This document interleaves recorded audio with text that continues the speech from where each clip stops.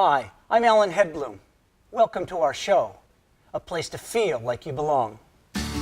During the course of our conversation, you'll notice words and phrases appearing at the bottom of the screen. These will be explained later in a follow-up segment called What'd You Say? For now, let's welcome today's guest, Richard Blanco.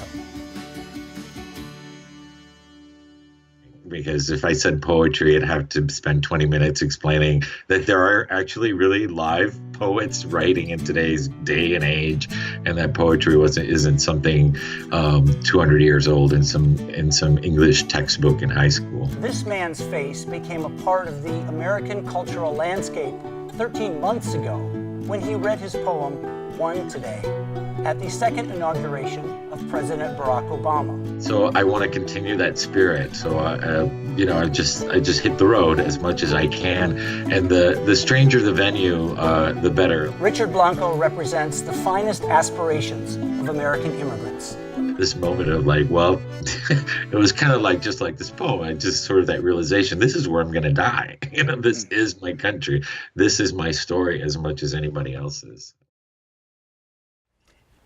So you had a chance to get the Brady Bunch experience, maybe moving to Hartford. So still a big city, but out of South Florida and out of the Latin culture. But then finally, you and Mark moved to a very small place in Maine. Why? How does a Miami kid do that? How does a big city kid do that? Well, there were several reasons, but one, I was kind of tired of the big city, not necessarily Miami, but I was, every age has its thing. I mean, Miami is great between the ages of 20 and 35, but after a while, I was ready for something a lot slower, a lot more peaceful. And my partner Mark's work also brought him up here, so that was part of the reason. But interestingly enough to me, what I felt here was sort of this rekindled spirit of community that reminded me of the old days in Miami when I was in a more tight-knit Cuban community, and everybody was sort of, we were all exiles and everybody was sort of helping each other, and they knew there had to, not just emotionally, but as well as very practical ways, like if someone got a good job at some company, they'd try to get their cousin in or their uncle, etc. And that sense of sticking together, of helping each other out and gossiping and fighting and all the rest, I felt rekindled here in this small town. And I think it was partly I realized that being Cuban is not just sort of a state of, not a state of mind, but it's a sensibility of community as well as anything else. So even though there's no Cubans here and there's no Cuban food, that's not really all a culture is about. The culture is also sort of this sort of thing you can't always quite place. Just like home, you can't put a finger on exactly all the time. So I told my mom one day, I said, sometimes I feel more like I'm in Cuba here than I do in Miami, because most of my family is from rural Cuba as well. So there's that rural sensibility of community that I really craved. Okay. And just to put in a plug for your book, in the acknowledgement section of your book, you actually thanked the village of Bethel and used that very same word, community. So it's interesting that you can extend that. So community is how people are involved with your life? I mean, is that the sense of home and belonging? Yeah, and all this also transpired in the process of all this inauguration hoopla. The outpouring of people bringing us, food, giving us free rooms at the Bethel Inn so that we could conduct the interviews with landlines. Just the big homecoming celebration that they had here with like a 6-foot long cake. I mean, they just really gathered around and are so proud, like I was a son of Bethel for like 40 years or something like that.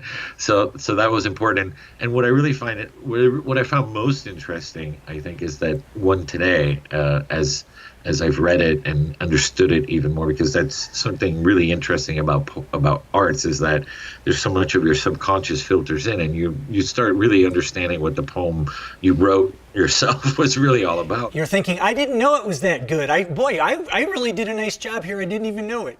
all the subtleties around it that had to do, in some ways, was a very personal poem. It was that yearning for community, that acknowledgement that we're all sort of connected and one. And the poem, in a way, is a wish for that, is a wish for community as a whole nation, as to think of ourselves for the length of that poem as a nation village. And I realized that the poem emotionally had to do with my Cuban community and that sense of, being together. That was rekindled here in Bethel. And so in some ways, one today is that wish for home, that wish for community, and that sense that it's there in front of us all the time, that it's we just need to sort of seek it out and understand it and enter it in that way and think of ourselves as together. Sure. And thinking about the community embracing you, I believe it's tomorrow, you're being honored at the local ski resort, and they're naming one of their ski runs after your poem. Yep, they're naming one of the green trails, one today. I didn't want to suggest that, but our viewers should know you are not an accomplished skier. No, I go out like a couple times a year just to please Mark mostly. So Mark is on the blue and the black runs, and you're on the green runs. Right. Okay. It seems always something happens that stops me from skiing. The year before last, the fall before last was I had started to ski again, and then they called from the White House and I said, well, I'm not skiing this. I'm not going to show up at the podium at the Capitol with a broken leg. So always something happens. So, but it's just, I enjoy the winter. I don't mind it. I don't have seasonal affective disorder or anything like that. But I was never much of an athlete to begin with, so that's an additional challenge. But I just love, and I'm so honored that they're doing that, because it's even sweeter that to do that. The irony is even sweeter, and it also, I think, helps to speak about the possibility of how poetry can be part of our lives in many interesting ways that we don't think about. I mean, the idea of naming a ski run after a poem, that's pretty cool. Well, and it's going to get some people who maybe don't have poetry as a part of their lives to say, well, what is that about? And if there are a few books for sale in the lodge, that probably wouldn't hurt either. Yeah, they're putting actually a big copy of the poem and stuff. So forever, anytime anybody skis that slope, they're gonna think about poetry, and that's awesome. That's fantastic. So switching topics a little bit, May 2013, after the bombing in Boston, you wrote a poem called Boston Strong. Why did you do that? I think it was, again, connecting to this idea of how poetry can serve a purpose, that poetry can be this sort of proverbial campfire that we can gather around to commemorate, to honor, to heal, to laugh, to mourn. The inaugural poem and that experience of reading that poem really left a huge impression on me, and the idea of poetry in public space. And I wrote that poem for a similar reason as I did the inaugural poem, though obviously in a whole different context. But the idea that maybe this poem can help us make sense of this, celebrate the courage of Boston, help heal, help honor the survivors, help commemorate and remember the victims. So it was just this idea of how we can gather around the poem, and it's a fundraiser too. The poem, all the proceeds from the poem go to the One Fund, which was created to assist the survivors of the bombings. So I was moved to think, and ever since the inauguration, I looked for opportunities where a poem can serve sort of this purpose, this more interesting purpose than just sort of all about me. Mm-hmm. So speaking all about you, you're having a really busy year. You're in the process of writing a full-length memoir, and you're also involved in writing a children's book. What made you interested in writing a children's book? Well, the children's book I was approached to by the publishers, and it's based on one today. So it's an abridged version of it, and I can't wait to see it. It's really exciting. It's a whole different sort of children's book publishing is this whole different world that I knew nothing about. So it's really interesting to see how how we're shaping the poem together to make it into a children's book.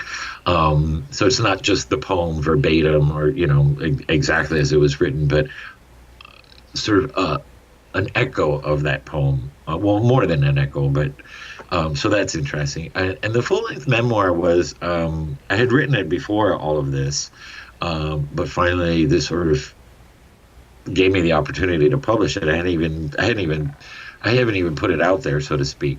And it has nothing to do with the inauguration. It has to do with little Ricky and growing up in Miami, and a lot of those topics that I was talking about, growing up in these imaginary worlds, the sort of little boy narrator sort of initially rejecting his culture and learning how to fall in love with his Cuban heritage, and at the same time sort of yearning for this other America that he thinks really exists. So it's sort of a cultural coming of age story. It's also sort of a dawning of sexuality story. And also the other sort of negotiation is this idea of negotiating an artistic identity, or say, what am I doing? As they always say, think about what you wanted to be when you were a little kid. So it's that kind of sort of coming out artistically as well. So it's kind of those three things woven in together, and it takes up to my first trip to Cuba. So it's from sort of growing up in Miami to my very first trip to Cuba. Okay. So I always wondered, your name is Richard Blanco. It's not Ricky White, and it's not Ricardo Blanco. Does that sort of represent two sides of you? Yeah, I mean, no, my official name, my legal name, I should say, is Ricardo de Jesus Blanco Valdez Sanchez Molina. Awesome. I have a poem in the third book called "The Name I Wanted." My name has always been this weird sort of folkloric thing in my own life. According to my dad, he named me after Richard Nixon. So that was never confirmed because he passed away. But so all these things have always surrounded my name, and nicknames from my mother calls me Ricky, which is weird, but I've been called Richie, Rico, and all this. And the poem that I wrote was finally just sort of making fun of all that and my whole sort of negotiation of my name. And it's like, how do I peg the right name? And my middle name is Jesus. So I was named after Richard Nixon, Jesus, and my last name is White. So a lot of times, just for fun, I'll just say it's Dr. Dick Jesus White. Awesome. So we're going to need to wrap up, but I have one last question. What are you grateful for? Oh, Lord, there's so much to be grateful. I'm grateful that it's not minus 20 today in Maine, but I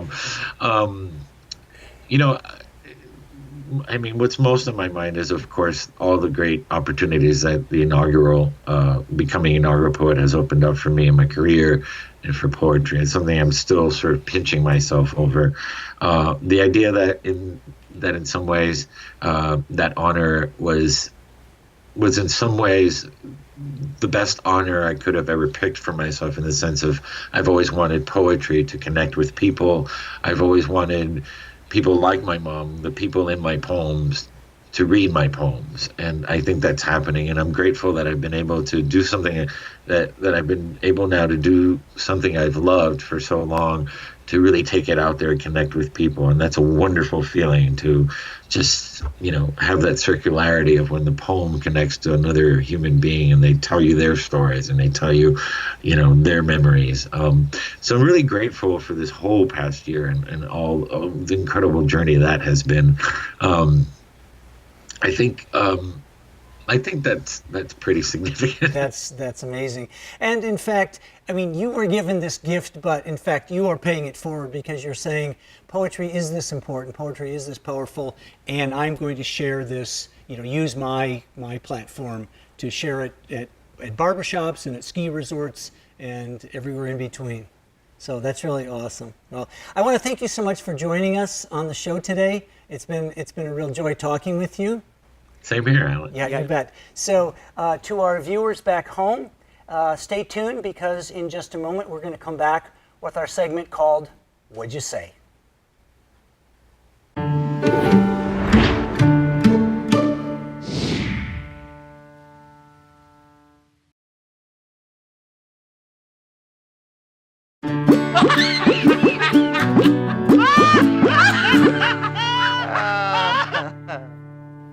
Americans love to laugh. They often pay money to laugh at comedy clubs. A comedy club is like a nightclub, but instead of singing, dancing, or doing tricks, a lone person stands on the stage and tells jokes. Telling jokes all by yourself takes a lot of courage, because sometimes the audience doesn't think you're funny, and there you are, standing all alone. I have a lot of favorite comedians. One of my newest favorites is an immigrant named Joe Wong. Joe came from China to study at Rice University in Texas. He earned a PhD in chemical engineering, but his passion was telling jokes. So he practiced very hard and slowly learned how to be funny to American audiences. I fell in love with his humor when I watched a video of him saying, "Hi everybody, I'm Joe Wong. So I'm Irish." The humor here, of course, is that he doesn't look at all Irish, although many Americans are and introduce themselves that way.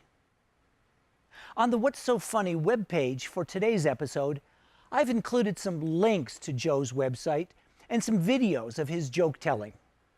I hope you enjoy them. And I hope you draw encouragement from someone who came to this country as a non-native speaker, studied and practiced hard, and learned how to make his new compatriots laugh. Joe Wong, one of my favorite new Americans.